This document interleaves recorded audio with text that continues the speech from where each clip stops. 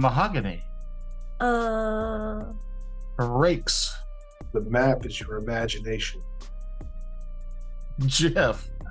Well, hello. Oh, hello, Jeff, and You Virginia Doubtfire. and Terrence. Vanity Ball Drilling. Oh, I think they call that CB torture. Just B. So I finished the Dungeon Hunter Carl, what's available up to this point for Audible, and I got that Kaiju book. My buddy Max came down last Monday and was hanging out, and I told him I got it, and he just went, "Oh, that's a rough one." And I was like, "Wow." He goes, "You'd think all the penis torture would be a lot, but it's really just how boring the guy reads the book." And the best, like, it's both. It's a unique, weird story. It's very gross, but the guy who reads it, it's like he's from the fucking early 90s when people who only listen to books because they couldn't see. He screamed as He the doesn't- dog busted through the window. He just reads. He doesn't look how a sentence ends. He doesn't look for the exclamation or the question mark. It's all just a sentence to him. And it's Does he ever Real try to shame. save it as he gets to the end and he sees that there's a question mark? a little bit with the questions, but like there's no exclamations. There's no like, oh my, and these people are running from kaijus and dealing with just awfulness. Like a, And- what? They get an audiobook reader off Fiverr or something. I don't know. He's just glib about the whole thing. Oh my God. Yeah. Run for your lives. Yeah. Like, It's, these are the words that are on the page. You're welcome. I got it because it said kaiju, and it was from a guy who had written books that I just thoroughly enjoyed, and Mm. kind of regretting the purchase. But at this point, I'm going to finish it. Well, There we you go. got to. You don't, though. I've quit a few books and been like, you know what? I realize this book's been on for 2 hours, and I don't know what's going on because my brain has wandered. I did that with rice crackers. Well, The food? The food. I bought some rice crackers, and it was all in Chinese. I didn't know what flavor it was, but I was jonesing for some hikimaru, and Yeah, bless you. it was not that. It was shrimp flavored, Mm. and I ate one of them and was like, "That's a strong shrimp." I don't like that. In the trash, they all went. I thought you were going to say you started eating them, and then your mind wandered. yeah, that's what I was waiting for. Well, yeah, I'm like, I looked down, the whole bag was gone. I didn't even realize I ate it. No, it was the giving up on it. Mm. Yeah, it's okay to quit things. Yeah. Yeah. I mean, nobody likes a quitter, but you just don't tell people, right? maybe you got unlucky. They were doing a promotion like Doritos did with that like one hot chip in a bag. No. The one extra fishy chip. Yeah, it was super shrimp. And I was like, now I should have grabbed that bag out of the trash and memorized the shapes of the letters so that I would know, oh, that's shrimp. Because there was no logos or nothing. It was just Sometimes that happens when you're buying food in a language that you don't speak. If the package is not like super clear what it is, yeah. you're just guessing games. I I can don't read. know. I don't know what it is, but their mascot is adorable. It's this rat with X's for eyes. I can't. It's sweet. It's just so sweet when you eat it. Very almondy. Yeah. It makes my insides burn, and I poop blood. But it's that's a funny delicious. feeling. Hey, this rat with X's for eyes will tickle your innards. Oh, My fingers don't work. oh, I can't stop foaming in the mouth for some reason. Now that's Must a party. Must be so delicious. So I started listening to an audiobook too. Like, occasionally I'll get back into like just straightforward mysteries. And I like, without looking up the year, I just picked a random detective series and started the first one. MC Beaton's Death of a Gossip. And I didn't realize how old the book was until someone started referencing how pretty Princess Di looked in a certain dress. And I'm like, oh no, this is a contemporary novel of like 1982. Yeah, the word gossip just screams to me of like, 80s, 90s. Just feels very old. By Marion Chesney. No, MC Beaton. Marion Chesney Beaton. I don't know. Yeah, I don't know. that's Just the name. the same person. Yeah, Oh, okay, yeah. author Marion Chesney. How old is she? I originally published 1985. Okay. Yeah. She was born in 1936. So currently dead. Yep. No. As of December 30th, More likely than 2019. Oh, okay. Well, I Dude, guess you're reading the thoughts of a deceased person. cool. That's why books are evil. you read the minds of the dead. Books are how wizards put curses in your brain. And cast speak with dead. So I read the book. Yeah. Hey, getting a library card is basically casting Speak with Dead. Yeah. Just going to necromancy class. That's all. That's fun. I never thought of it that way, but it's that's fun. Wow, We're she here made it to all the way make up to a couple reading. years ago.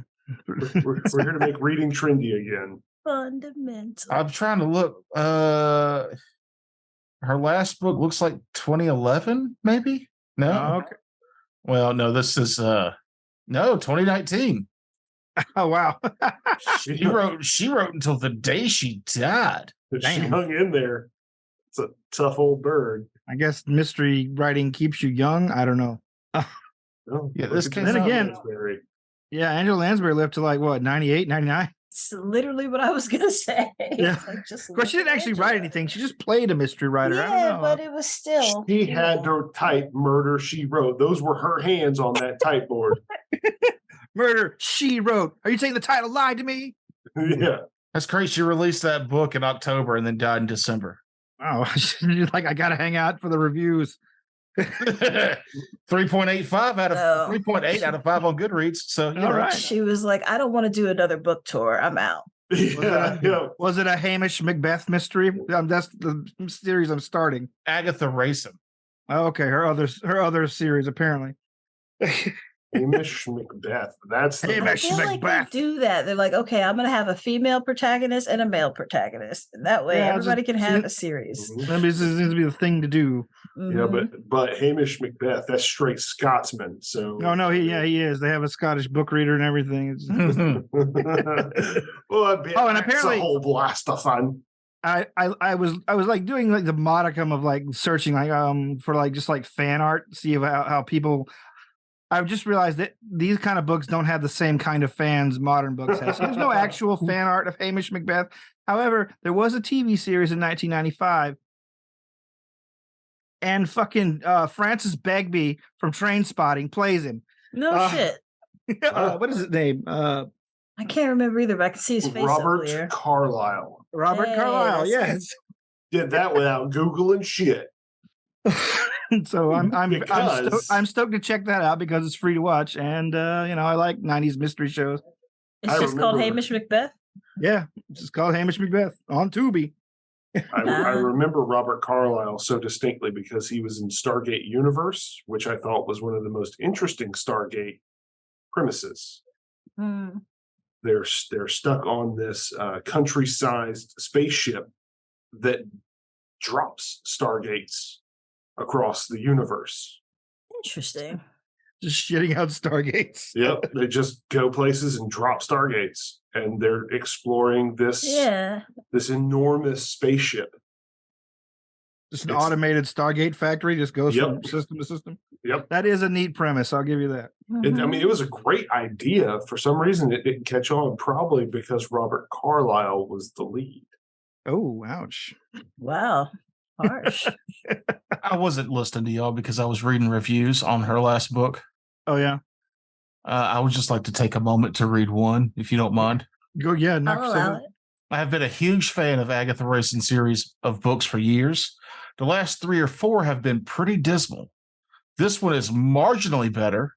They misspelled better, by the way, but not by much. It's as if it were written by a ghost. It is missing something for sure. I know that the author died in December. But here, Agatha is hired to investigate industrial espionage at a factory. It quickly becomes apparent that appearances can be deceiving and danger seems to lurk around every corner. Adding to the tumult of the investigation is the discovery that her longtime friend, colleague, and sometimes lover, Sir Charles Fraith, has gotten himself engaged. What's the girl to do? Fans of Agatha will still find a modicum of enjoyment in this series. It is not, however, the same Agatha Racing of old. Rest in peace, MC Beaton. I'm gonna shit on your life's work. Wow. Yeah, I would have just probably said nothing. Just don't say anything. That's a miserable. Like, I know you're dead, but like some of the reviews I see that are bad are, before she passed, like October, November. But this was like, I know you're dead, but I gotta be honest. I wouldn't be me leaving reviews for people if I was honest. I don't know. I can't let this pass without being a dick. I imagine 95, 96-year-old author probably needs a little bit of help, and probably some of them were ghostwritten toward the end. I think probably. that's just how the publishing industry works. I think it's funny that they said it seems like it was written by a ghost. Yeah, I think that's them being snotty about it. Yeah. It's like, hey, like all those fucking VC Andrews books or whatever. Like most of them were not written by anybody named VC Andrews. Like anything that has a long-running series or a popular author name that will sell a book, like publishers will not hesitate to put a ghostwriter on it if they get even the slightest bit of permission. Or even just heavily edit it. And that's what editors do. A competent editor can take one story and without changing it, without rewriting anything else, just moving stuff around, can change that entire story. When Game of Thrones was in like its second or third season, I decided to read the books. And there was a guy who would come in to Voodoo all the time, and he was, let me know when you get to book 4. Let me know when you get past book 4. And first 3 books of Game of Thrones I thoroughly enjoyed. And then I got well into book 4 and was not having fun reading that book. And he goes, yeah, that's when the show took off and he got famous and he fired his editor and now his books suck. And I was like, oh. Yeah, because there's just a lot of just shit that doesn't need to be in there. It's padded and awful. Book 4 was when they split Daenerys, the characters. Yeah, and Daenerys was in the city taking on the slave traders, right? During the big slave trader war, or was that book 3?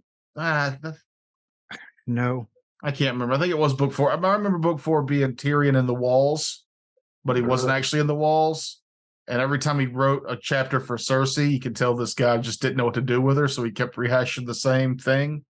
Mm-hmm. It was just chapter after chapter of her being terrified that her little evil brother was in the wall somewhere.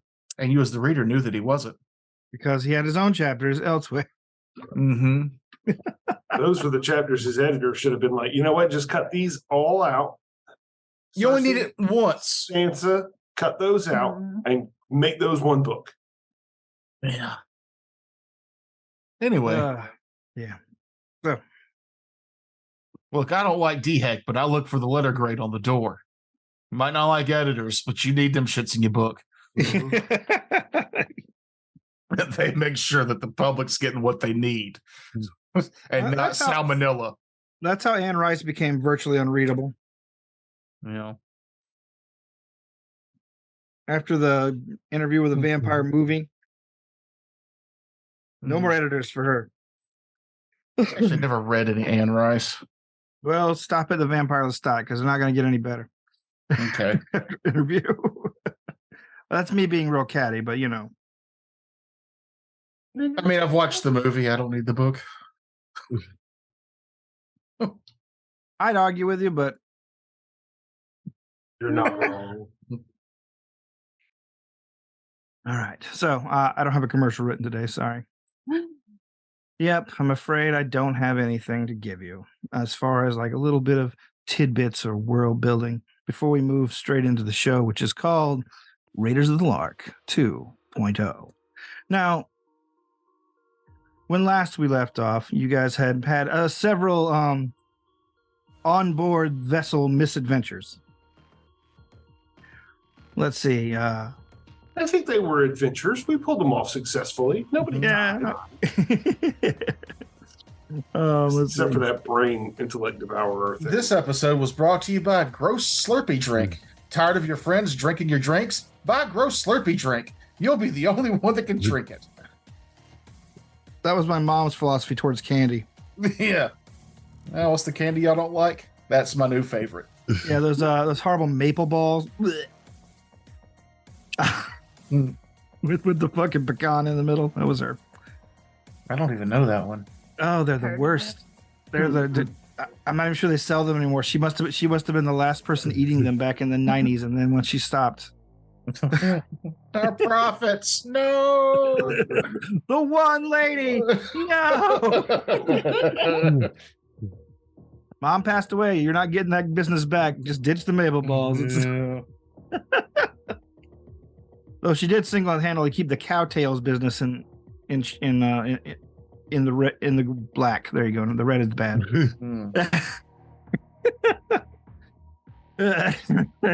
Anyway, Where were we?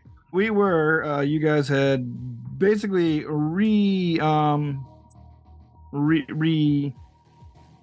thing that you do when you get back together. You Reunited. Reunite. So good. in your suite. Oh, I was going to say regroup, but all right. Regroup. That's the one I was really looking for. I could You're have a a group. song for regroup. You regroup because you were a group, but you were ungrouped, and now you're regrouping. Why can't I remember words when I'm doing this? It's fucking embarrassing. What is the collective noun for adventurers? Baldur's Gate. We read Baldur's Gate. That's what it reminds me of when Terrence was like group and ungroup and regrouping on that. Because I have so much trouble in Baldur's Gate 3 right now, trying like, I go do something, and all of a sudden my whole group follows me into it, and I'm like, no, let me ungroup. And it's like shit, and it's like they stumble on traps and stuff because it's like they just follow me around without like stopping for reason. I'm like, come on, common sense. What are you playing? Or like your main guy? Oh, my main's a warlock bard. Can't do coffee lock on this. I decided not to. I saw that was an important one. Everybody was saying warlock sorcerer, but I was like, you know what? Instead of sorcerer, I want a little bit more skill set, so I went bard.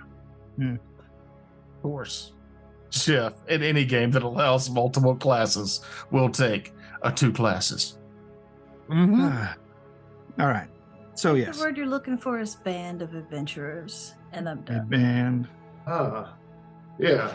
And if you want to make fun of Terrence, you can find him on Instagram. That's Instagram.com/Terrence 1R Crosby / again, that's Instagram.com Terrence with 1R Terrence Crosby. Instagram. They'll still spell it wrong. They will. I thought you were saying his name was Terrence 1R Crosby, like all. I one should word. just write it that way. Like Yeah. 1 R and an A. Terrence. Terrence. Terrence. I don't think my mother can't spell or couldn't spell. She just sort of actively rejected it. It's just a word. Tourette's. Terrans. At any rate, so yes, you guys regroup back in your suite, and I assume share the information or various bits of information or tidbits you've gathered with each other. Am I wrong there? Are you keeping anything to yourselves there? Nope. Open book. I have nothing to hide except my identity and now my face. Well, I'm it's sad to say, but my mind has been emptied since last week, and I don't even know if I had anything that I'd want to share. I think you still hung back in the room, didn't you? I did. Again, you've done nothing on this vacation. You're terrible at vacation taking. I created an item. It's a working vacation for him. Working vacation, of course. He did help kill the Yes, you did aberration. run out the hallways and kill the brain collector.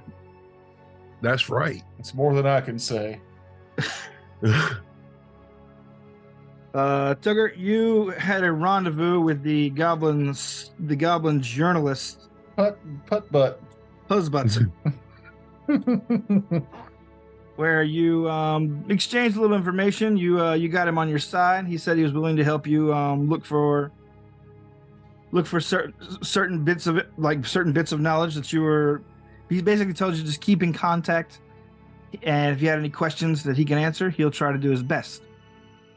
Oh, you also discovered that those footprints were your own footprints Mm-hmm. because you saw yourself running through the boiler room. You did. Right. But we don't know that. Yeah, I don't know if you're keeping that part to yourself, but Yeah. okay. So my supposition of last time saying that he's basically going through time that I announced to the whole group is actually correct, but I had no clue that I was correct. I thought I was So it actually crazy. appears- So it appears. It's possible it's an imposter. Yeah, a lot of my species share the same foot. What, like you pass it around when you're done using it? Like just one foot. You're actually half feet and it's a spike. These are shoes. Is it a vajankle? Wow, that's funny. Hmm. It's not. It's horrifying. Sorry.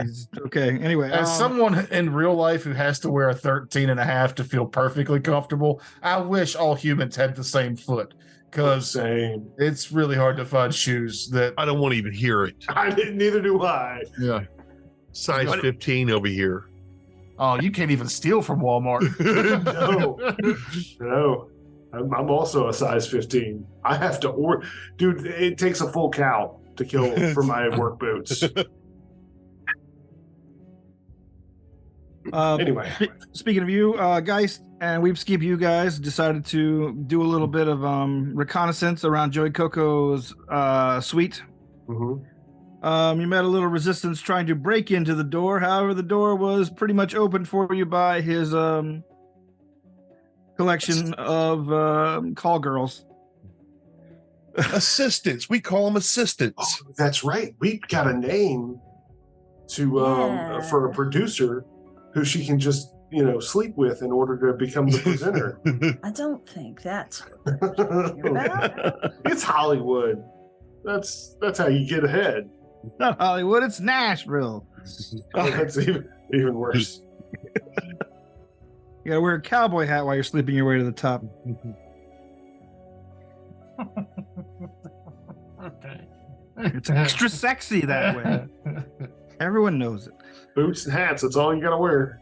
Boots and pants, boots and pants. Boots and pants. Hello, darling. Nice to see you. Come on over here. It's been a long time. Stroke my guitar, please. Oh, Yeah, you were doing song lyrics. Jeff was just role playing.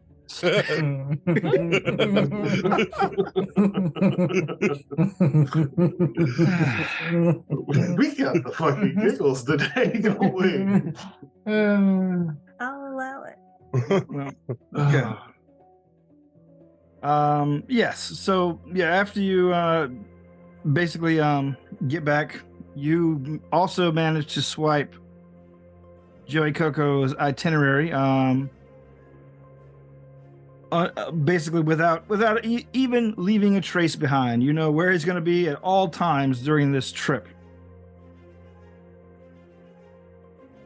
You see that he he doesn't seem to be aware that he's going to win, according to your investigations on his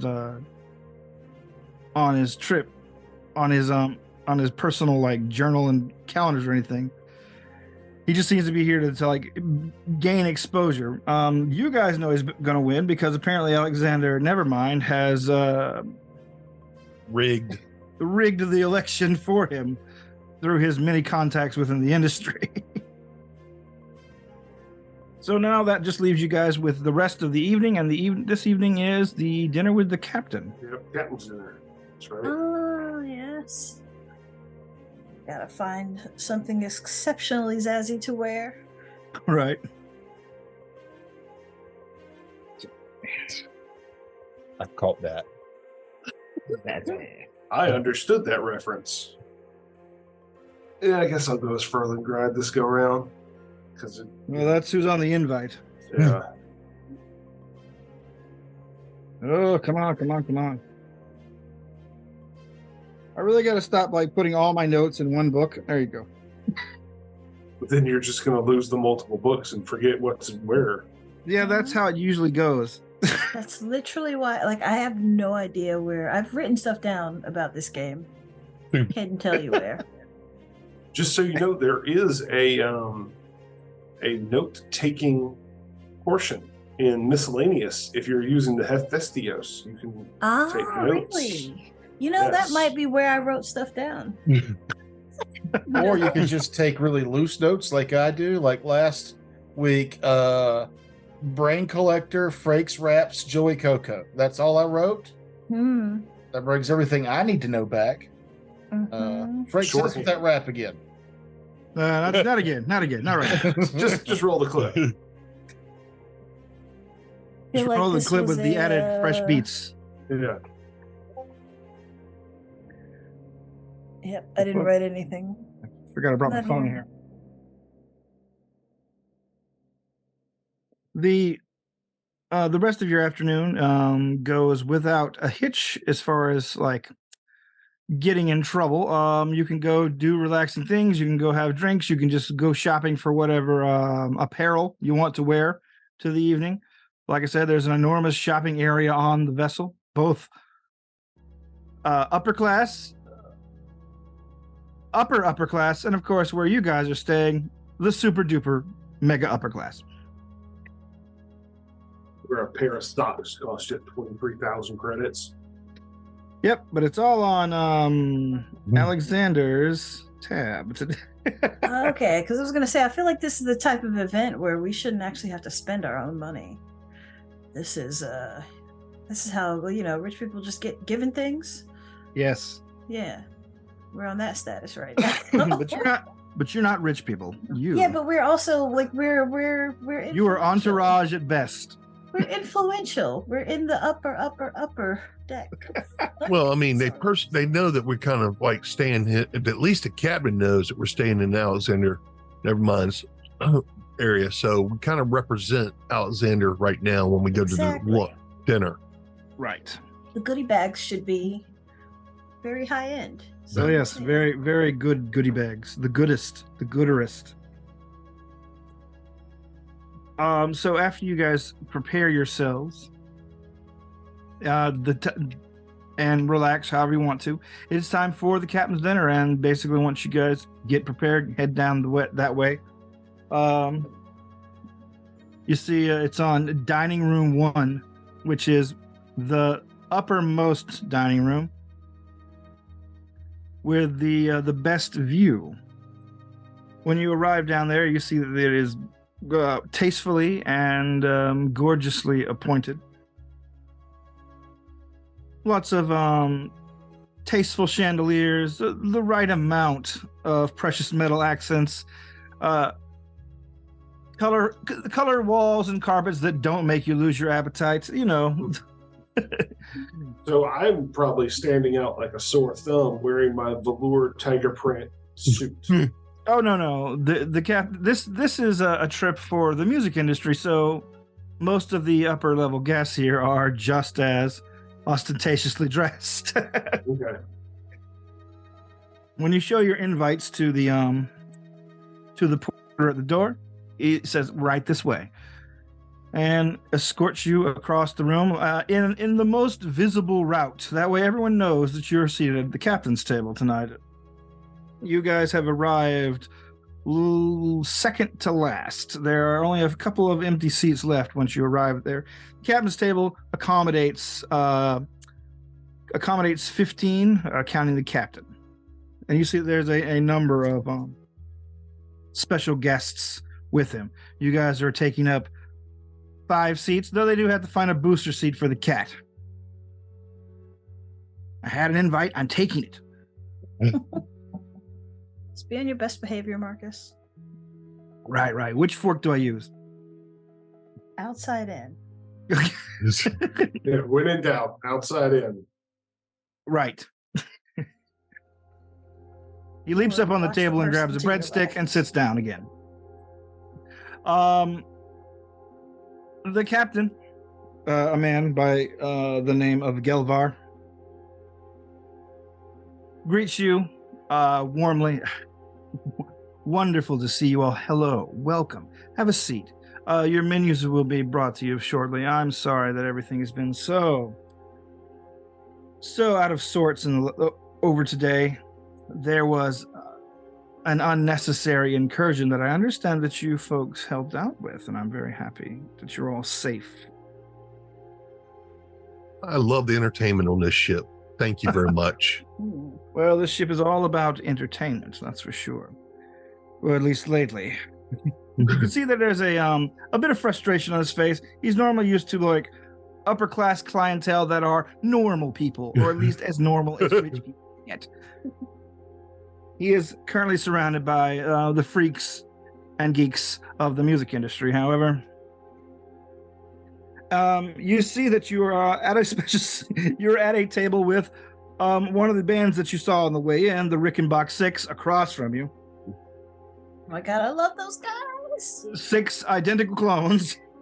On your side of the table is the solo artist Rickenbach. Wasn't he like Rickenbach 3? Yes, he was Rickenbach 3 before he went solo. Moving onward. Yeah, Geist is just kind of sitting there with he's got his light shades covering his eyes, so you can't tell if his smile is fake or if it's real. It's fake. Huh? It's plastered on. He's very uncomfortable being this visible, but that was the only way to make this charade work. You see two chairs empty. One which is quickly filled. The lead singer of a band called Wang Cemetery. Who doesn't go by a name. He just calls himself Wang Cemetery Leader. Wang Cemetery Leader gratefully or cheerfully acknowledges the captain. The captain actually pulls out a holodisc and walks down to him and asks him if he would sign it for him. In that he says, "I know this is very irregular, but I'm a very big fan." And he kind of like marks out for the guy, and then returns to his seat. And as the captain sits down, the smile drops off his face as he tucks away the disc into his pocket as the last guest arrives. The last guest is a man that is familiar to you.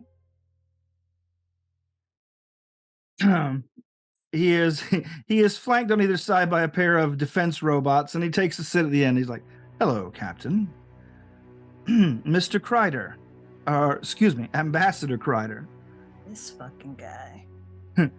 It's so wonderful to see you here tonight. I did not expect you. He looks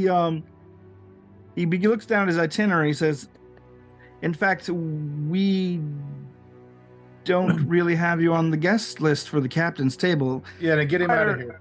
Kreider smiles, says, "Surely you can make a little room." Well, the captain nods nervously and says, "Yes, of course. You can see it.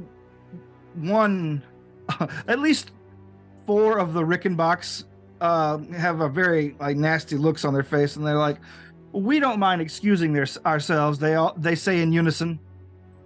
Oh, but I wanted to meet 4. Let's see. I'll see which one to leave. All right. So the solo artist and 3 of the others leave. Leaving 4 behind. He's there. But they are not looking pleased either. You're guessing that they are basically just staying out of duty. So now there's more than enough room for Mr. Kreider, who shuffles his seat around to get closer across from you. Breaks. Sassy. Anybody but me, right? I didn't steal from him just yesterday. Hold on. I'll roll a d5 to see he's directly across from. Let's see. I mean, he 1, doesn't 2. know I stole from him. He knows I stole from him. He's across from Zazzy. I cast confusion on him, grabbed his laptop, and ran. I feel like my disappointment is visible. All of your flowers wilt. Yeah, like I feel like I had a much better view of the Rickenbach 6, and now it's him. Yeah. The last actual guest shows up, and the captain's smile returns slightly, but you can see it's incredibly artificial because almost even more than Kreider caused at the table, everyone's face kind of drops when the last person arrives. It's a tall, thin man of indeterminate species. You see he's got a lot of cybernetic prosthetics, and his entire face has been replaced with a blank white skin sheath with only slight holes for nose and cutouts for eyes. Basically, just almost a blank featured. Huh? I said Voldemort.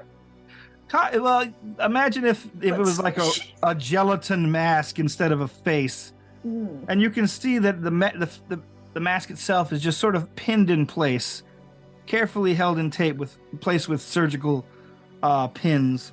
You can see like one of those facial sheet masks, but I guess, but you can see the horrible skinless muscle at the edges of the mask all the way around.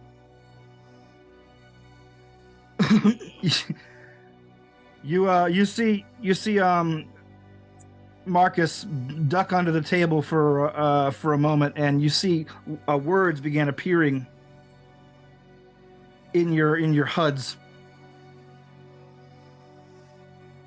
It says Brostis Marangus, music critic. The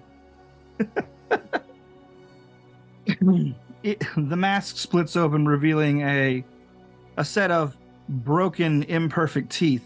Captain, how wonderful to see you.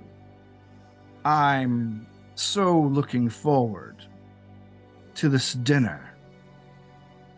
Mr. Marangus, it's wonderful to see you after your, it's all right to say it, my assault. It's been a couple of years, as you can see. I'm still on the long road to recovery. My last facial reconstruction implant was sadly rejected by my body due to all the nano treatments I've had, so I'm having to resort to this while they grow me another face, unfortunately. Everyone seems a little put off at this, but Marangus begins to talk animatedly about how well he is taken to the trip, how wonderful it's been. He's a very loquacious kind of person, very well spoken. And more importantly, he has no interest in Ambassador Kreider whatsoever. Every time Kreider begins to launch into some sort of thinly veiled threat across the table at you, Marangus usually cuts in with some cutting barb. Nice. Really, how's everything going in the Empire? I understand that you've got not full-on slavery, but, typical mostly outlawed corporate slavery, a big progressive boon to your people. Mr. Crider says, or Ambassador Crider says, now listen here, you. No, listen to me. And then he launches on again about the various crimes and economic policies that his section of space have implemented. I like him. And finally, Crider just sort of eventually relents, sits down and begins mechanically shoveling food into his mouth as your courses arrive. Eventually, however, Marangus begins to relax his constant flow of words and turn his attention toward the table. He compliments the remaining members of the Rickenbach Six on their previous 2 offerings, but not the current one. I'm sorry, I just cannot abide it. No offense. they take their lumps in stride as he begins to dismantle their current album track by track, and then one of the Rickenbachs says, "Well, we have a new artist here at the table," trying to cut him off instead of hearing, and he points towards you, Ferlin. Artist may be a bit strong of a word. I'm just dipping my toes into the pool. Marcus beside you slightly scratches your arm. No, dude, you're natural. Let's thank you, Squeaky Cat. The critic turns his head toward you and says, yes, I believe I heard your track earlier. It's caught on rather quickly. You'd only dropped this morning. I have a hollow chip if you would like to watch the video. No, thank you. It's a multimedia piece. It's like instead of headshots, it's just like a little piece of like a greeting card that plays a hollow like instead of a song. That's dope. He says, it's no need, actually. I mainly wanted to talk to you tonight anyway, before I was so rudely interrupted on my analysis of the album the Rickenbachs put out. But if they're not interested in improving themselves, that's fine by me. People just like to stick in the lane that they are in. Well, that's all well and good for a newer artist attempting to build an audience, but how long have you Rickenbachs been around? 25 years? Which clone are you? Really? Number 4? He uses quotation marks. This time, 2 more of the Rickenbach clones get up and walk out angrily.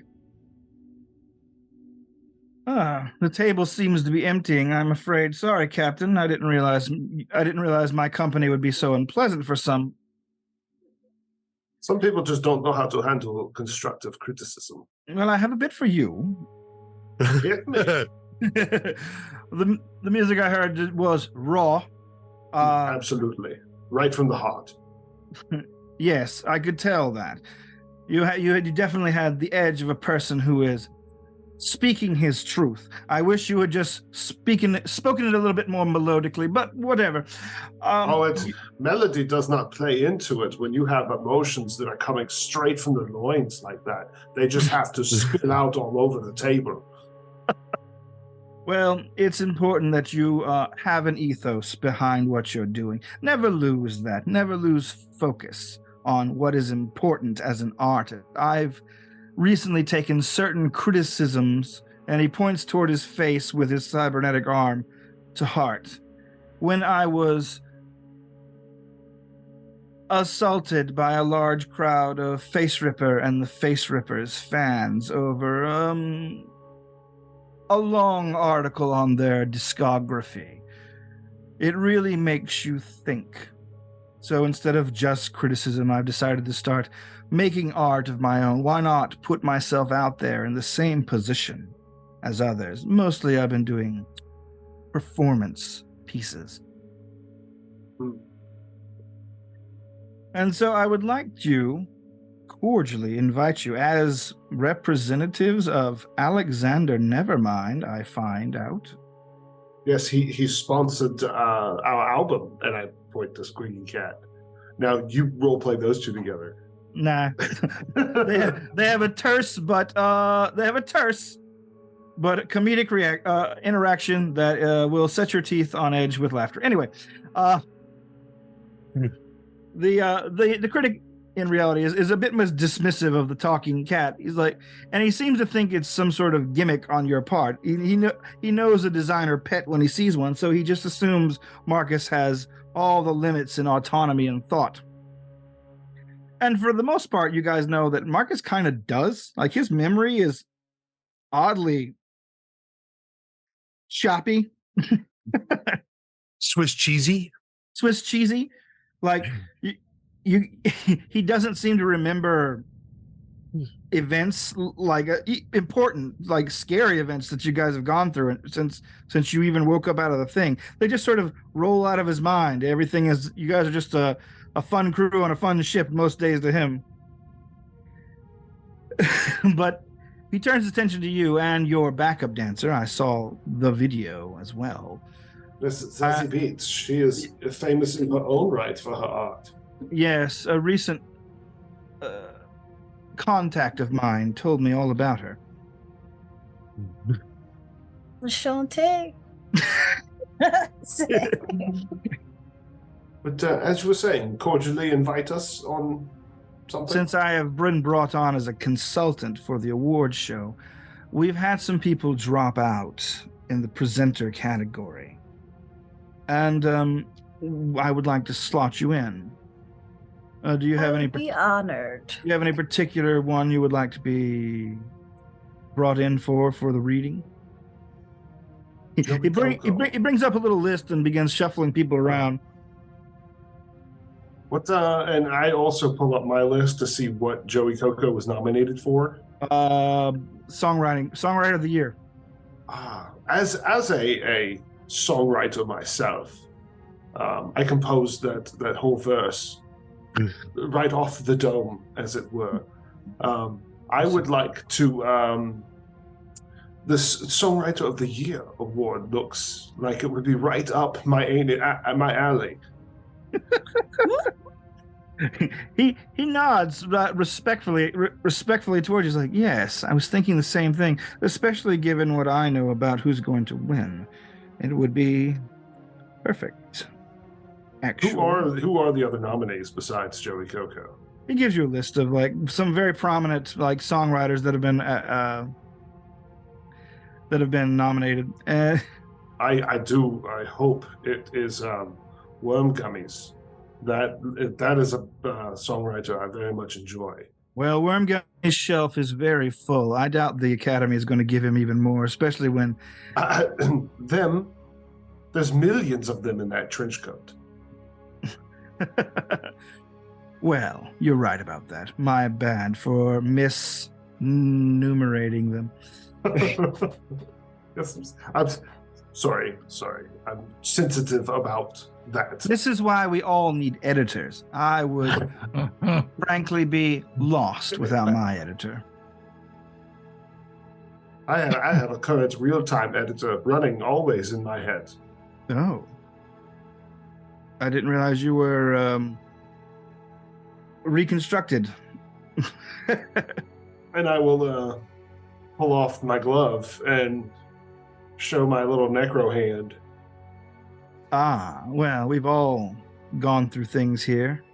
Yes, you can't travel through the vast without running real risks. Yes. It's very much like music criticism that way. Excuse me. You see him pull out a cloth.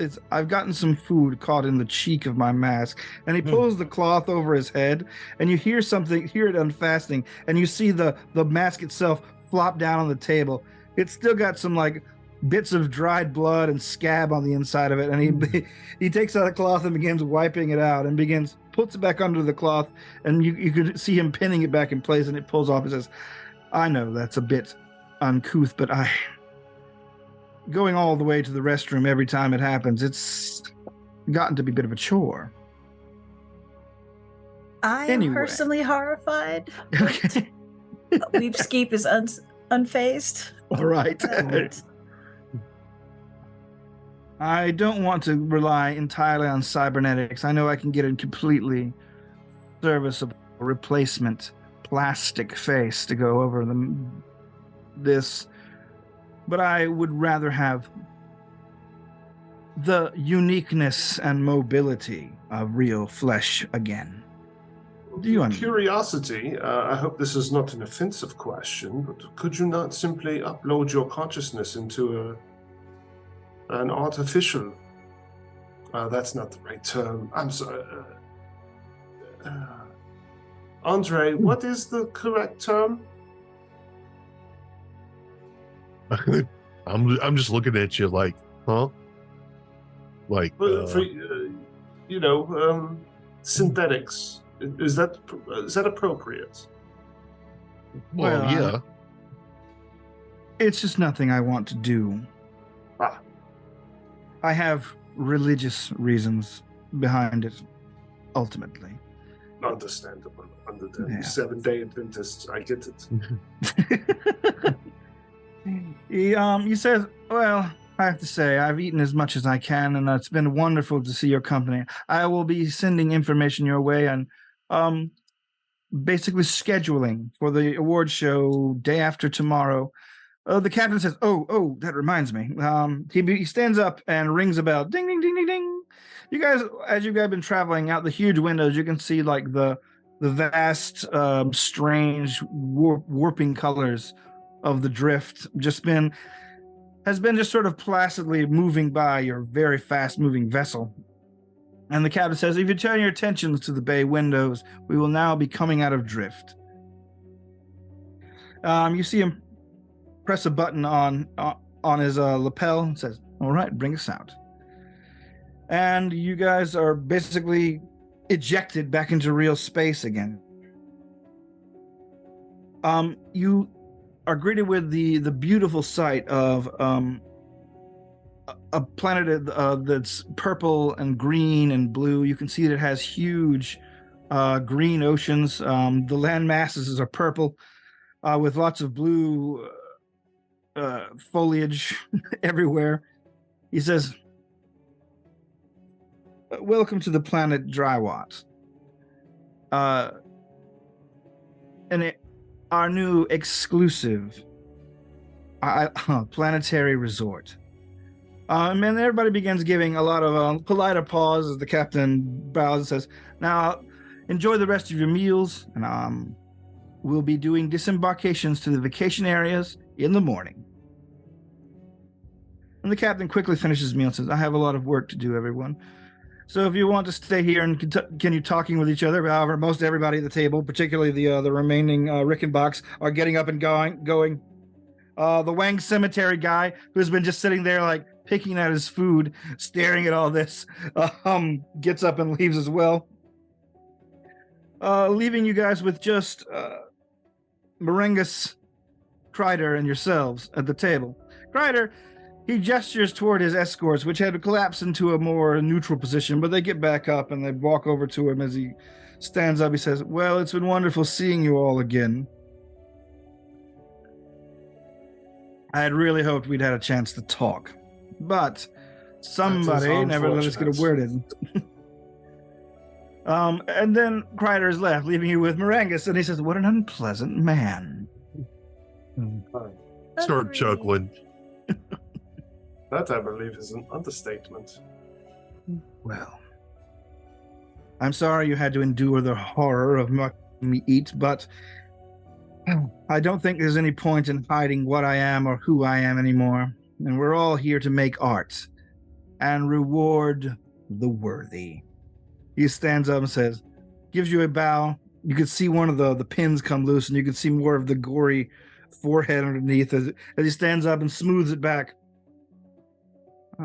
Have a good evening. And he stalks off as well. And as he walks through the dining hall, you can see a lot of the various music artists are basically giving him the finger behind his back as he goes in as many foreign alien gestures as you can imagine. I liked him. Yeah, I don't see what the fuss is about. But your meal is concluded. Marcus, basically gets up on the table and begins running around and looking for the choice bits of leftovers as the busboys are cleaning them up. No, I want that. Marcus, What? It's our table now. Come on. be dignified, please. Fine, I shall only eat this bleedork pate, and then he slams his face into it. So now what? Let's back to the room to. Well, that's where I'm going. All right, so back to the room. Unless you guys any other late night rendezvous plans or research excursions. All the information on Joey Coco. We've got Kreider's itinerary too, didn't we? You did, Yes. but you see that he is varying from it rather sharply. He knows you have it. You had no idea he was going to show up at that meal. So, if I remember on his itinerary, does it say anything at all about him going down to the resort? It does. Okay. Well, then I would assume he probably might not go down to the resort, or he's going to go somewhere else down there. But we have a certain goblin friend that we can find out when he actually leaves the room. Mm-hmm. All right. So are you contacting Puzzbot? Oh yeah. All right. If it's time to use the puzz, we'll use the puzz. All right. Why didn't I Puzzbot- say but? It was right there as a joke. If it's time to use the butt, we'll use the butt. But no, we need to start that again so you can edit No, it. it's fine. If I'll it's leave. time to use the puzz, we'll get it from the butt. No. Time to Moving give on. Puzz a buzz. Moving on. Okay, yes. You give Puzz the buzz. Hey, what's up? Hey, we're in need. Yep. Oh, yeah. Ready? What you need, friend? Hold on, wait. You realize as you're looking out that Puzzbot is upside down from Yeah. where he is viewing you from. The hair on his head is hanging off. You can see a lot of his gear is like hanging off in little strings. He's like, I'm adding a bit of reconnaissance extras, you know. Oh, the screen goes dark for a moment, and then you hear a oof as the goblin comes back on. He puts a hover camera in front of him. What do you need? What do we need? We need someone to keep eyes on Kreider for when he leaves his room. Maybe we can get him to tail him. Yeah. All right. Puzzbot says, yeah, okay. Kreider. Presleskinar guy, right? Yeah, okay. The one I stole from yesterday. Yeah. No, I get it. I will. I'll let you know when he leaves his room, where he's going. I don't have to tail him at all. I've got that place really, really well staked out. That's what we're not paying. I mean, that's what we're paying you for. No, it's cool. Have you learned anything juicy? Any juicy gossip? Ooh, what can I tell him from the dinner? That All of it. Ferlin Gride and Zazzy Beats will be working the Might be presenting. presenting. Mhm. Yeah, that's good stuff. That's going straight to the rumor mill. And also that you might want to that the actual guy that's doing all the what do you call it when you're the guy that was just here, Oh, the booker, I guess. that he's actually doing art himself. Oh yeah, I knew all about that. Wait, you didn't mention me to him, did you? No, No. what are we, idiots? Yeah, okay, don't. Please. If that guy hears about us, He's the hears one about that us threw- working together, my career is over. Is he the one that threw acid in his face? No, that was a bunch of fans of Face Ripper and the Face Rippers, but pretty sure Face Ripper and his band was in that crowd. Ooh, when is the award ceremony? When we come back from this planet? Yeah, night after tomorrow. Day on the planet. Come back for the awards. They'll have another day of vacation. Then back to pack space. I'm wondering, this is for the party and the DM, when we should set up the communications relay so that when Joey Coco gets his award, Nevermind can be like, oh, by the way, here's the papers that you're getting.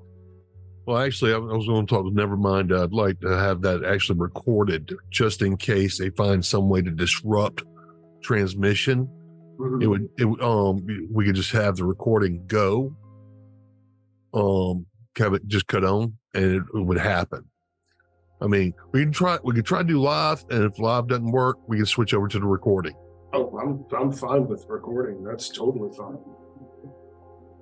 Buzzbutt begins acting kind of sheepishly and says, "Hey, I got a favor. You know, favor for a favor, right? All right. I couldn't get tickets to the big show. They're sold out. Nothing left. No seats. But it will be broadcasting ship-wide. I was wondering if I could watch it in your room where it's nicer." I don't like that idea. Not with all my stuff in there. Well, how about this? Since Ferlin and Zazzy, this is, away from the comm unit.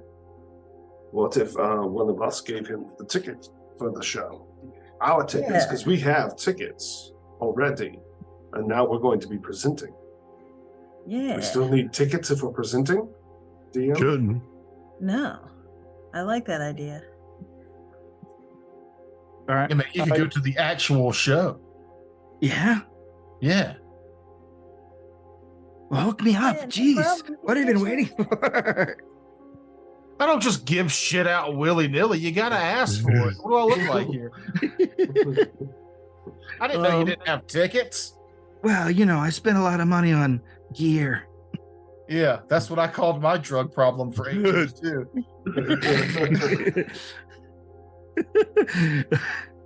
You see him sneak the joint behind his ear, button down. Hide it off camera.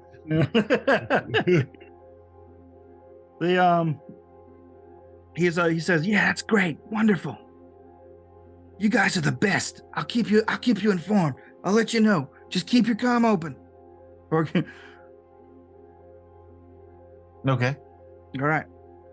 He goes off. You get in contact with Alexander Nevermind. He, after you give him the update on what's been going on, anything you leave out? Not really. I mean, not that I know of. I mean, I'm trying to think if there's anything that we should not be telling them about, but I don't think we need to tell them about the Press Weskinar guy. well, I mean, no, I'm not talking about that. I'm talking about the other stuff that's related to what he's wanting. All right. He says, "Yeah, situation. I like your idea, Essex. I will record a little bit of something in case you got to run that instead, but try and get that live feed hooked in during the show if you can. I'm overwhelmed that you guys managed to get on stage without causing a ruckus. You're going to be there legit. It's wonderful." It almost sounded like Oh, sorry. Go ahead. Yeah, it almost sounded like someone made a deal with a certain person to slide us into the show somehow. No, I swear to the gods, no. I don't have a very positive relationship with that guy. Well, apparently he hates another person, which was good. That kind of worked out in our favor. I never can tell who Morangus hates. He talks about everybody like they're shit. He wasn't that bad, actually. Huh? Yeah, I guess nearly getting your guts pulled out, your arm ripped off, and your face also ripped off. That'll change a person's attitude, I guess. You know what it was? It was that video we posted. Oh yeah, that got back to me. Yeah, because sent it to me. She is not happy. Marion, FT. There she is. Huh? Was I the only one that heard the robot lady talking? No, I heard I it. heard that. I heard too. it, but I couldn't understand what's going on. Hmm. It must have been Jeff. Did Jeff do that? Yes. My phone rings in the background, unfortunately. I can't. That's your phone ring? A robot lady? Yes. Well, no, the phone rings and then she says something. What'd she say? It's like, says the person, like, call from, like, He hasn't even got to a look at his location. phone to see if he doesn't want to answer it. I see. That's awesome. I want to see. I want to see you do that when it's your mom. That way we know you're a terrible son. Well, Alright. I just blatantly ignore her. All right. So yeah, never mind. Never mind. Says, I hope. Yeah, I don't know what his motive could be behind this. Like, I'm not gonna mince words. Like, I know your cat friend is probably listening in, but guys, you need a lot of polish. That was, rough. All right. Sounds jealous to me. Yeah. Well, I am a little jealous that you can actually put stuff out. That's for sure. Well, anyway. But more importantly, he was saying, how did she take it? Oh, yeah, no, she's not happy. She's not happy at all. How She's did her not father near, is take she? it? Huh? I don't think Unc has gotten wind yet. He's not really into pop The music industry. Yeah, he's not super into pop music, and I think she's kind of gone off the reservation as far as this goes. I don't know where she is. She wouldn't tell me. Eyes peeled, I guess, guys. I know you're near a planetfall. Yeah. I mean, that was, it wasn't really a move to provoke her, but at the same time, How could you not think that would provoke? Oh, it's not that I didn't think. I just don't care. Well, whatever. Like I said, eyes peeled. You have the advantage of her not wanting to probably do a lot of stuff that I think she wants to do in front of the media. So there's that. That was kind of the plan with putting that out there. Now that I have said these things, if Furthengride were to suddenly up and die, there's motive. All right. More so than the crazy motive that the bitch already had. Well, you mean you did kind of fake your death after marrying her. Because she was going to kill me. I think she really had it for you guys seem to have something special. So did the other four. I don't want to get in this. I never liked them much. It's like, but we could still hang out, right? Yeah. I got you in the divorce. Oof. All right, let's not talk about this. I don't know if she's bugged my house. Actually, I plan on seeing her on the planet tomorrow. Yeah, I'm kind of expecting it. The message says, "All right, kids, I gotta go. Good luck. Have fun on your planetfall, or wherever you happen to end up tomorrow. And I guess I'll see you in the awards show. We're gonna be losing contact with you for a little while. Oh yeah. Yeah. Once the that planet is very souped up for planetary defense. They don't want any of their high-profile vacationers getting attacked by pirates. So there is a very dense planetary shield, blocks a lot of stuff like that. Well, just So make once you- sure you got your message ready and send it to me when we get back. Yeah, leave the cat on the ship. That's probably for the best anyway. He has a lot of post-production to work on anyway. I'm gonna feed him a few tips. Oh, we'll tell him that now. Guarantee to keep him here. Yeah. We'll have to change his litter box twice. You're gonna have to change his litter box twice after that pate, probably. But The message ends, and after you inform Marcus of his impending private tutoring from Alexander Nevermind, he spends the rest of the evening with the Zoomies. Zip, zip, zip, zip, zip, zip, zip, zip, zip. Eventually tiring himself out. I think Furlangride may need to make an appearance poolside or somewhere like where others are and just kind of mingle again, kind of letting himself be seen. Okay, on the ship? Yeah, on the ship this evening. Okay.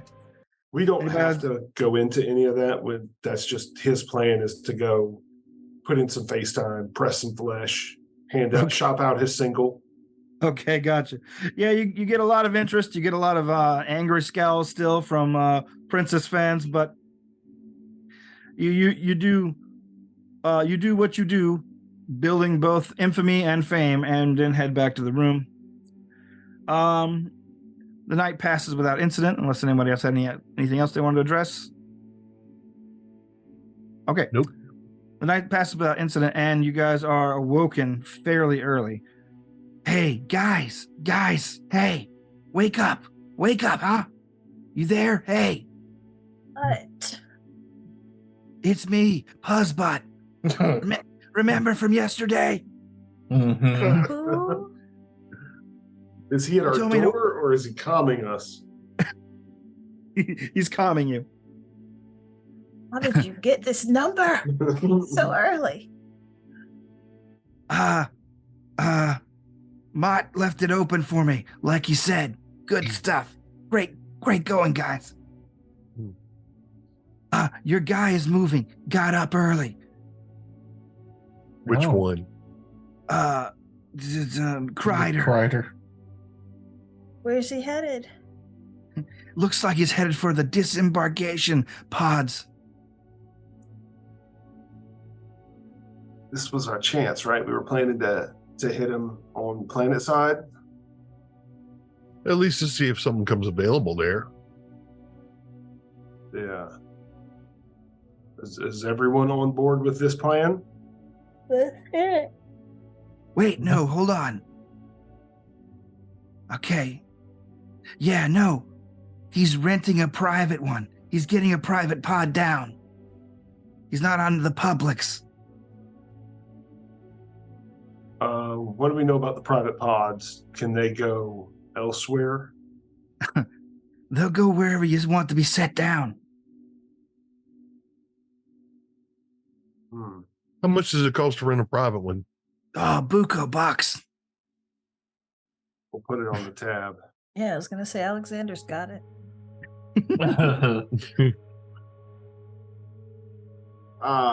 Is there any way that you can keep track of that pod? Is there any way to do that? Or no? He begins going through his files. Like, have I gotten that one yet? Click, click, click, click, click. As he begins, you hear him working on his own data pad. He's like, yeah, I got a cam on it. Excellent. Shall we suit up, folks? Hold on. I'm taking some screenshots. I think I'm going to lose signal with the planetary screen. That sounds good. Just let us know where you think or the trajectory that he's going. No problem. What hemisphere? Okay. Right. So you guys start suiting up. Yep. Mm-hmm. All right, as you suit up and begin to head out, you can see that you are among several hundred early risers that look like they're trying to get an early start to the beaches. A lot of them seem to be carrying like water sports equipment, like, collapsible Gross. surfboards. Oh. Collapsible surfboards and various other, like beach entertainment gear. I guess I can't say water sports on this podcast without Frakes having some sort of weird micro fantasy. Right. So you get down there and you see the pods are filling up, and you basically have to head up to the porter in charge. Our And- ship's not here, nor is our shuttle. No, it is neither are here. Everything was docked. Actually, you guys, your ship is still docked in Alexander's private chop shop. Mhm. Gonna be an upgraded. Yeah, getting upgraded for your efforts. All right, let's go reserve a private pod. The porter, whenever you get there, he begins looking. Says, "Ooh, man, it's gonna be real tight. How long are you gonna need this pod for? Is this just a drop down? I know some people just don't want to ride with other people. What are we talking about here? Actually, how much? I just want to drive. I was looking at going public first. Did we find anything down there? Once you get down on the ground, how hard is it to find travel arrangements around the planet? Well, all our settlements are connected via fast locomotive. Old-fashioned, but it's for the views, for you traveling through the mountainsides and the jungles and that sort of thing. It's, you're there to vacation, right? You're here to enjoy a trip. And so, we have a lot of slow-moving kind of transports, sort of slow-moving. You still get where you're going within an hour, but That's fine. as long as you're near one of the settlements, getting from one place to the other shouldn't be too much of a problem. I say let's go down to the settlements, and then from there we can actually travel wherever we need to go. All right, Do so- they have rental shuttles down on the surface? No, yeah, the shipping company owns this planet. Everything is in service to the vacationers on the ship you are on. Oh, so we could absolutely get like a speed, because this is water. It's a water planet. Yeah, Not a water planet, but it's got water. got oceans and things, yes. Yeah, so if we need to rent a speedboat, we can get that. Or We definitely can do that. motorcycles or something. All right, sure, public. That's fine. All right. You Well, got we're- in the pelt? Go ahead.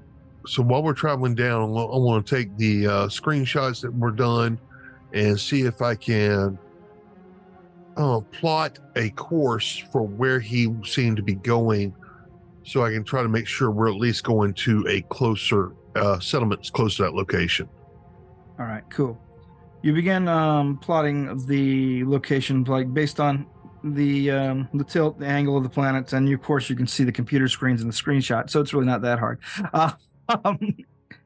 So you know that he is going to one of the river resort towns, not one of the ocean resort towns. All right. This one seems to be a place for things like fishing and camping, things like that. Make a note of it, and that's where we'll see where we're going. All right. Isolated. Yeah, you guys are basically on a fairly sparsely populated transport pod. Not a lot of people here are going for the outdoors experience. A lot of them are just going for a beach day or whatever. But as you guys enter the planet's atmosphere, you lose all contact with all feeds from outside of the planetary shell itself, or the planetary screen itself. Very shortly, however, the planet's internal feed comes on, so there's still plenty of entertainment on tap, plenty of communication with each other. You see there's an emergency line to the planetary authorities, which can put you in contact with the ship if you desperately need it or are willing to pay extra. And whenever you disembark, you can see that there's a number of rustic vehicles there. New, but rustic vehicles there to take you to wherever you like. You can book a place, cabins. You can go to lakes. You see there's a bait and tackle shop for manual fishing. Oh, look at this. They still use lithium-ion batteries in their vehicles. Yes, everything here is very, very primitive. Well, we try to keep things as authentically rustic as possible. Hello there. Oh, this one's got a hydrogen engine. I'm That's I'm cool. Ranger Gork. Is there anything I can do for you?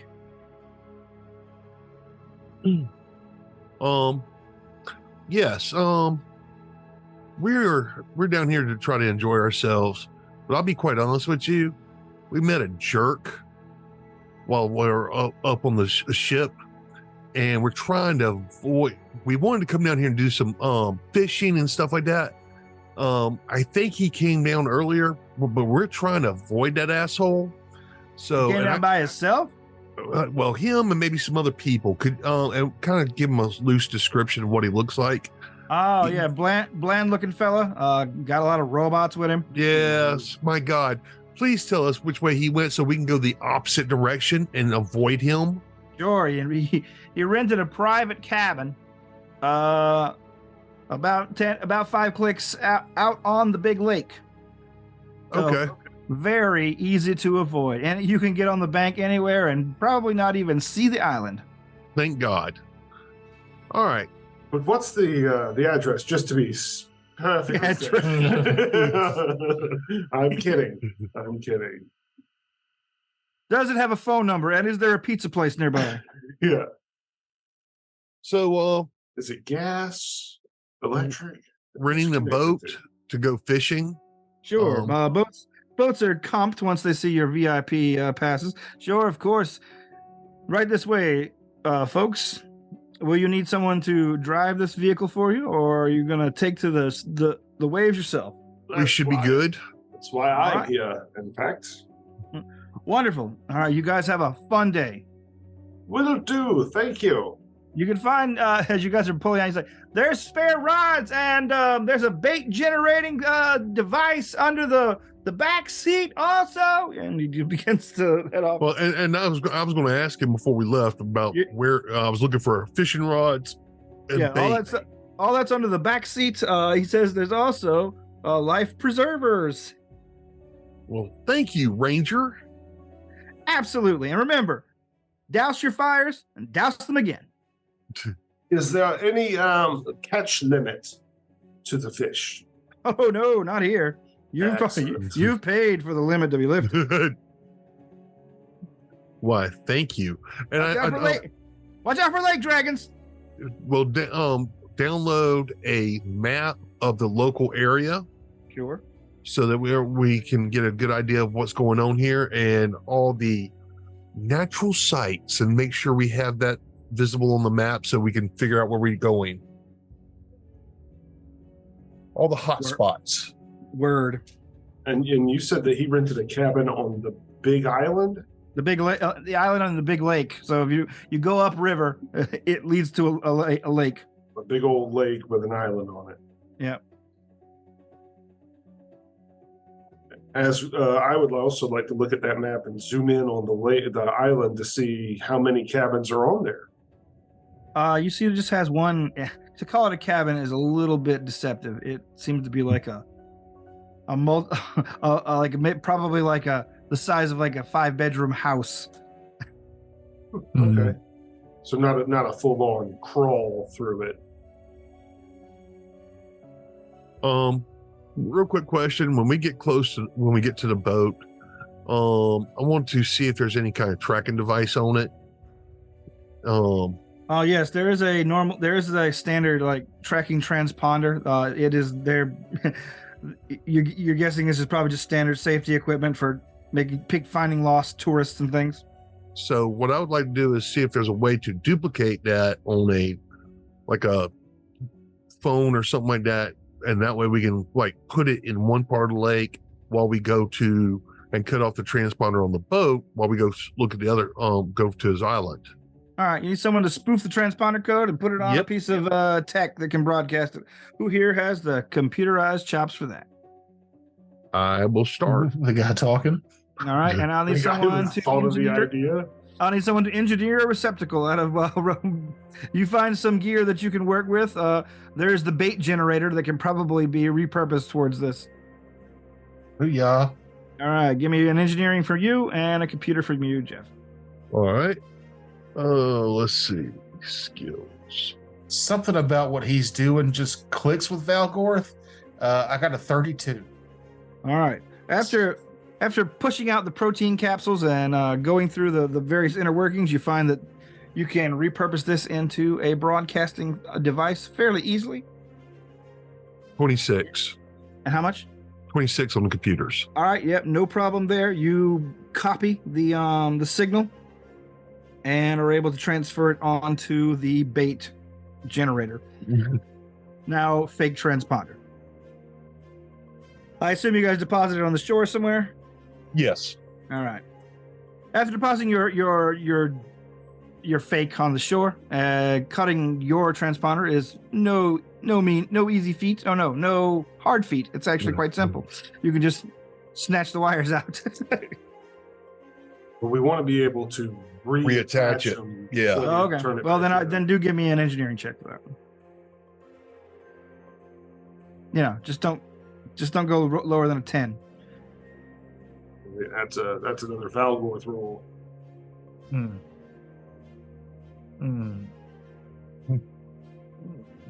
Well, 21. That's fine. 10 is what you needed. Yeah. All right. Well, I Yeah, couldn't you're able fail to that disable check. it. You're able to disable it without a problem. And you guys begin heading towards the lake. Once you get within sight of the island, you can see that there is another boat parked on the dock as you approach. What are you doing? I would suggest we go around and is there like a cove or somewhere else around the edge of the island that might be easier to get to? Well, this is the easiest point of access. Well, not easier, but yeah, more secretive. Oh yeah. You begin investigating your maps, and you see that, while a lot of the island is like that kind of like sheer, kind of like tumble down cliff kind of stuff most around. You do see that there is a depression that brings the tree line down towards the river's edge. You'll probably have to tie your boat there, wade through the water a little bit, and get on land through a little tiny bit of swamp. But beyond that, everything else seems to be largely cut off. Well, let's head that direction. Are we ready to go hunting? Sounds good to me.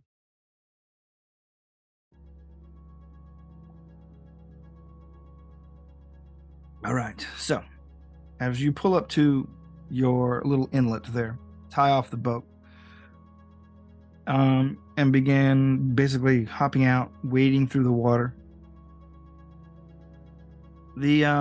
Everything is eerily quiet here. This planet was probably terraformed specifically for this kind of environment. Everything here is pleasant. You guys haven't been nabbed by a biting insect once. It's a soft world. And the lack of noise, unfortunately, kind of speaks to that, in that it's probably artificially stocked because it doesn't really have its own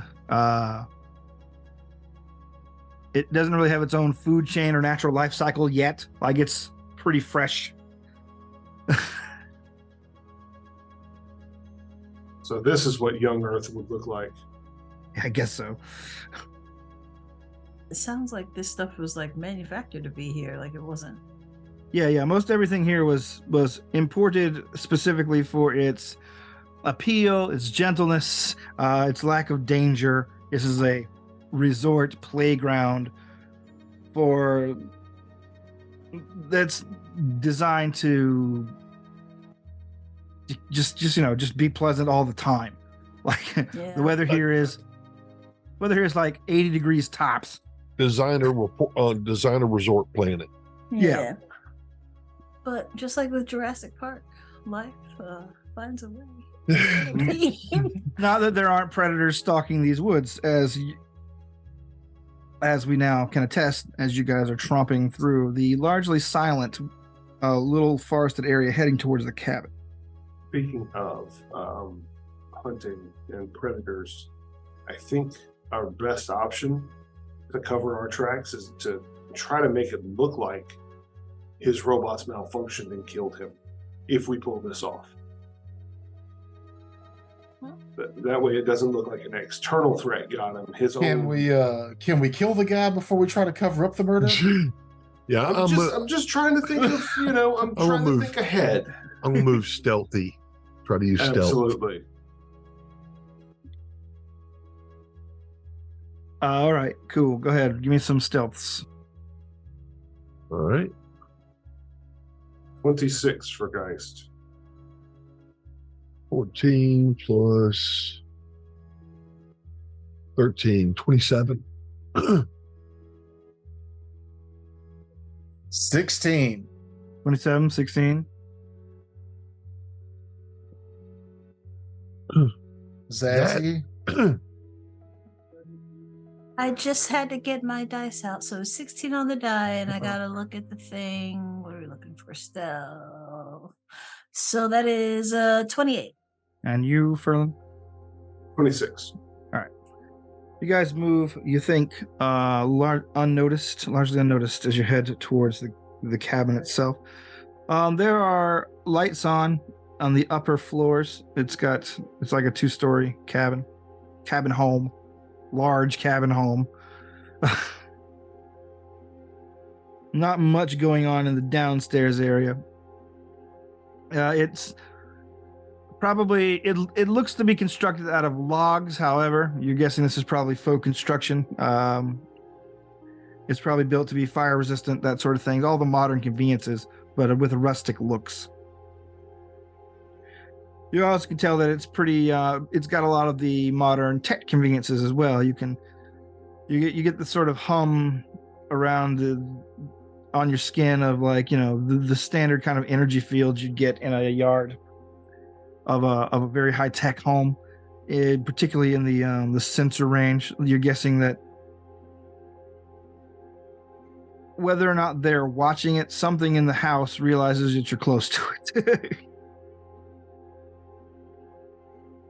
My instincts are to try to sneak in through the top floor and come in secretively, but unless you guys want to, faux put on a ruse that we're here to talk, and we just go up and ring the front bell. I don't know how y'all want to do this. How long has this been since the dinner? It's the next day. It's the It's next the morning. day. Okay. We have made literally zero plans. Well, I had to do my paradoxes. Oh no! I got a 2, a 12, and a 20, so I got All a right. natural 20 in here to use for this at some point. Nice. Sweet. All right. But yeah, I'm starting at the top and going down. You say? Because the lights are on upstairs. Yeah, I'm sure my jump pack's quiet. You want me to fly up to the roof? Well, it's either that or we just ring the front bell and We all have the jump jets, right? We can all get up to the roof probably. Oh yeah. If we wanted to do that. Just saying. Yeah. I don't care That's- either way. that's just the what I want to start the conversation of how are we doing this?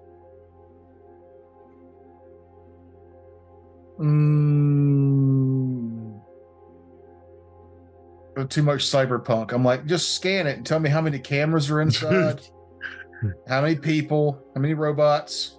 I'll just give it a quick scan. Yeah, I hack the cameras so I can start hacking the people inside. Cyberpunk. Mm-hmm. I mean, I guess a good start would be just searching the outside for any kind of cameras or alarm systems or things of that nature. Case the joint. Yeah. All right. I'll roll to case the joint. It's perception, right? Yeah. Case away. The dirty 20.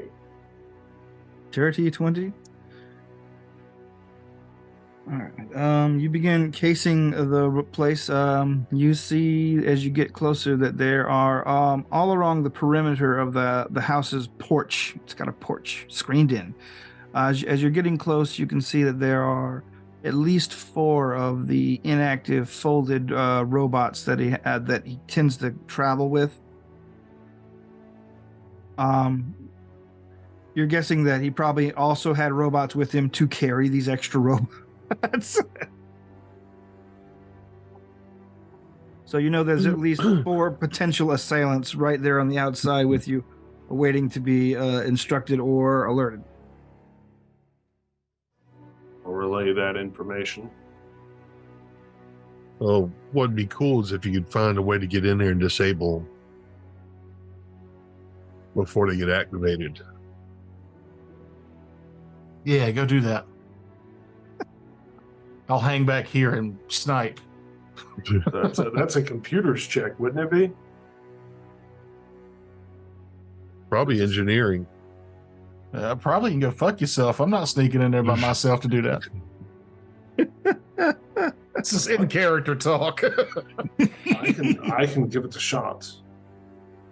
I'll try it. I'll activate my cloaking field and I'll sneak up to try and hack one of the robots. All right. Give me another sneak. Is it 29. hack or is it engineering? Let's see. I'm gonna say that since you don't have the access codes to the computers, to the robots' computer systems, at ready, it's probably gonna be an engineering. Mm-hmm. Okay. It's a 29 on my stealth. And the best you'll be able to do is disable. That's fine. All right, 29 you're disable, or no, Stealth. stealth. If that lets me get up to it without activating the creature, I will attempt my elite saboteur to disable this device. All right. You begin moving up the stairs of the porch and get close to one of the folded, deactivated robots. You've seen this kind before. It was one of the ones in the hangar of the planet where you first encountered the robots like this. It's got the same Presleskinar kind of Art Deco design flourishes to it. So it looks like, when inert and folded up, its own kind of standing free art piece. But you're familiar with these enough that now that you can just figure out where the panels are amongst the artistic flourishes pretty easily. Go ahead and give me a roll. 30. Natural 18 on the die for a 30. All right.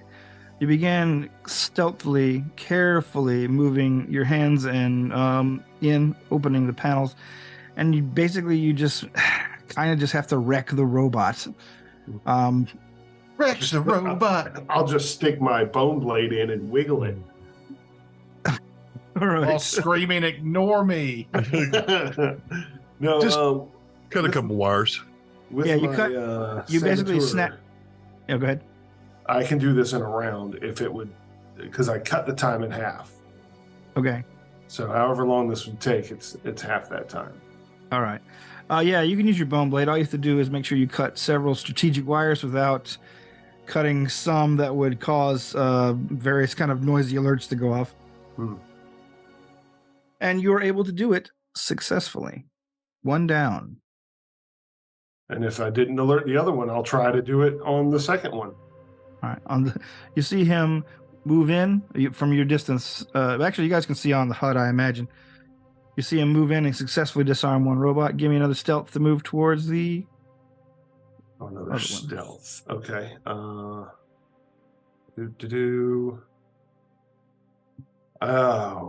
Dirty 20 with a natural 4 on the die. All right. You see him moving towards the robot.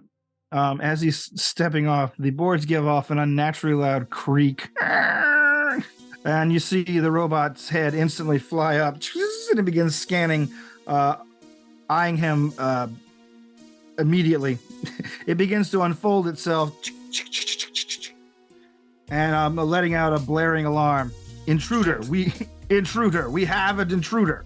And you hear from the other side, 2 of the other robots take up the call. Danger, Will Robinson. Danger. The robot immediately whips out his weapons and points them at you. State your business, intruder. Avon calling. It shoots you. All right, so Got a kilogram from Mungo. Got a kilogram from Mungo. a barrage of bolts become basically erupt from the robot's arm from two angles. You see robot blaster bolts just shooting at him at basically at other points, and you see one of the windows on the second floor shatter as two more robots explode outwards. We'll pick that up next time as you guys attempt to assault this cabin in the woods. So anyway, he started getting blasted. Joker, do a thing. This has been another episode of Raiders of the Lark. You can find all of our stuff at homebrewdetritus.com, or you can get this show fucking early if you give us a few bucks on Patreon. All right, thanks. Bye. Bye. Goodbye.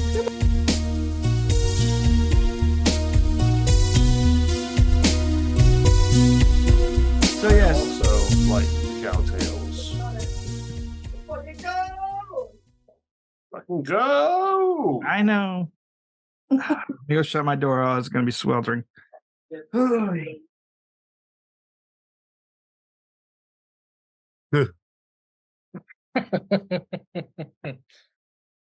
Yeah.